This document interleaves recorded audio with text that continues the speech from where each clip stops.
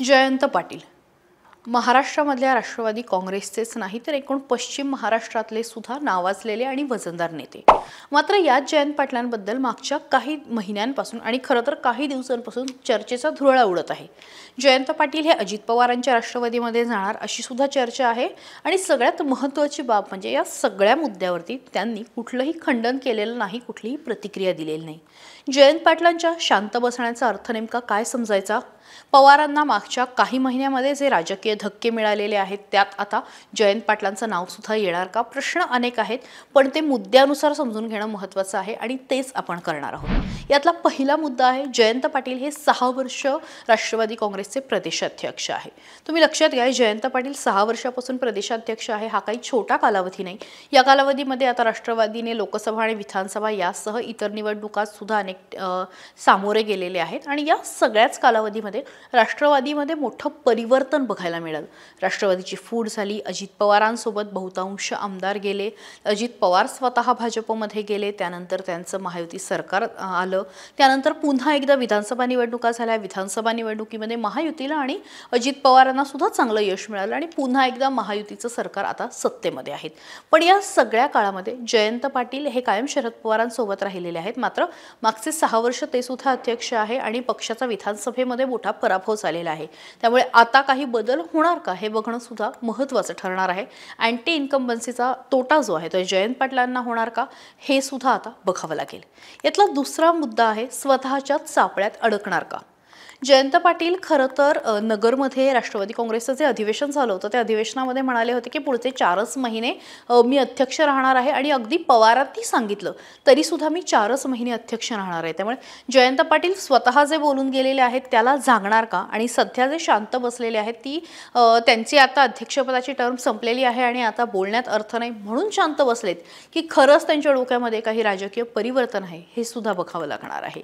यानंतर तिसरा मुद्दा आहे पवारांचं वक्तव्य जे आहे ते गोंधळात टाकणार आहे। पवार नेहमीच असे वेगवेगळे वक्तव्य करत असतात ज्यामधून वेगवेगळे अर्थ प्रतीत होत असतात।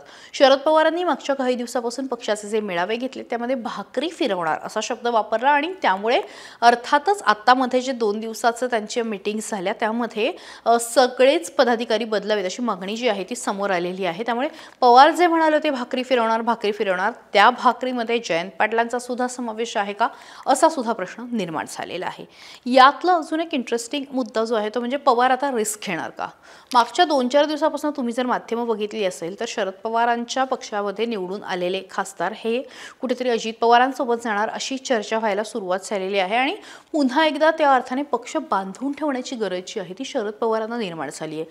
आत्ताच्या घडीला बघितलं तर त्यांच्याकडे सिनियर नेते किती आहेत हा सुद्धा प्रश्न आहे। त्यामुळे शरद पवार, सुप्रिया सुळे, जयंत पाटील आणि त्या जर मार्गाने बघायचं झालं तर मग जितेंद्र आव्हाड असू द्या, राजेश टोपे असू द्या, अगदी काही मोजकी नावं जी पवारांसोबत आहेत त्यात जयंत पाटील आहेत आणि अशा वेळी इतक्या ज्येष्ठ नेत्याला प्रदेशाध्यक्ष पदावरून दूर करायचं का अशी रिस्क पवार घेणार का हे सुद्धा बघणं महत्त्वाचं असणार आहे।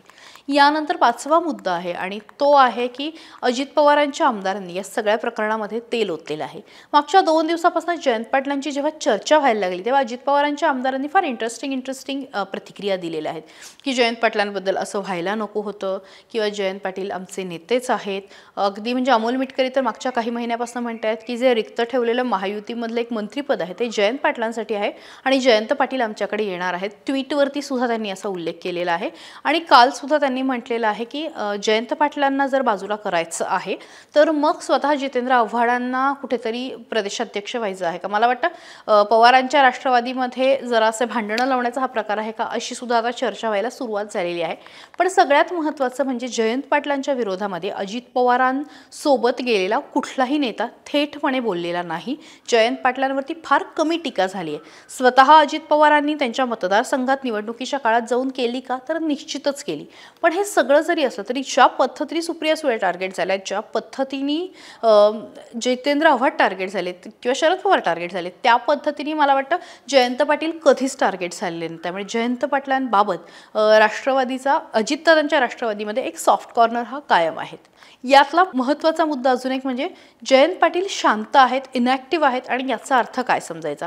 मी जसं म्हटलं तसं की मागच्या काही दिवसापासून या सगळ्यावरती जयंत पाटलांनी काहीच प्रतिक्रिया व्यक्त केलेली नाही. म्हणजे अगदी 2 ओळीचं ट्विटही नाही आणि 10 ओळीचं स्पष्टीकरण आणि 10 ओळीचं एखादं त्यांचं पत्रही आलेलं नाही किंवा माध्यमांमध्येही ते यावरती बोलायला तयार नाही. आता या सगळ्याचा अर्थ नेमका काय घ्यायचा हा सुद्धा मुद्दा आहे. पॉझिटिव्ह निगेटिव्ह दोन्ही घेता येईल. पण पवारांनी ज्या पद्धतीने गोंधळ वाढवलेला आहे, विशेषतः काही दिवसापूर्वी शरद पवारांनी राष्ट्रीय स्वयंसेवक संघाचं कौतुक केलेलं आहे आणि त्यावेळी नाही म्हटलं तरी महाराष्ट्रामध्ये राजकीय भुवया उंचवायला सुरुवात झालेली आहे. आणि अशावेळी जयंत पाटील काय निर्णय घेणार की पवारच स्वतः थोडीशी भाजपसोबत जवळीक करू इच्छित आहेत, असे अनेक मुद्दे जे आहेत ते निर्माण झालेले आहेत. या सगळ्यावरती राष्ट्रवादीच्या कोणीतरी म्हणण्यापेक्षा स्वतः जयंत पाटलांनी येऊन स्पष्टीकरण देणं किंवा या सगळ्यावरचा पडदा उठवणं आत्ताच्या घडीला गरजेचं आहे. पण ते तसं करताना दिसत नाहीये. आणि राजकारणामध्ये असं म्हटलं जातं की वेळ महत्त्वाची असते, वेळ साधायला लागते आणि जो योग्य वेळी योग्य गोष्टी करतोच तोच खरं तर पुढे जातो. जयंत पाटील ही योग्य वेळ येण्याची वाट बघतायत का, ते कुठल्या संधीची वाट बघतायत का आणि कुठल्या मुहूर्तावर ते पक्षाला धक्का देणार की पक्षामध्ये कायम राहून आपलं स्थान अबाधित राखणार, हे सगळंच बघणं पुढच्या काळात महत्त्वाचं असणार आहे. त्यामुळे इंटरेस्टिंग बातम्या आणि घडामोडींसाठी सकाळला लाईक, शेअर आणि सबस्क्राईब करायला विसरू नका. महाराष्ट्रातील सर्व बातम्यांचे विश्वासार्ह व्यासपीठ सकाळच्या सर्व सोशल मीडिया प्लॅटफॉर्मला लाईक, फॉलो आणि सबस्क्राईब करा. तसंच सर्व नोटिफिकेशनसाठी बेल आयकॉन प्रेस करायला विसरू नका.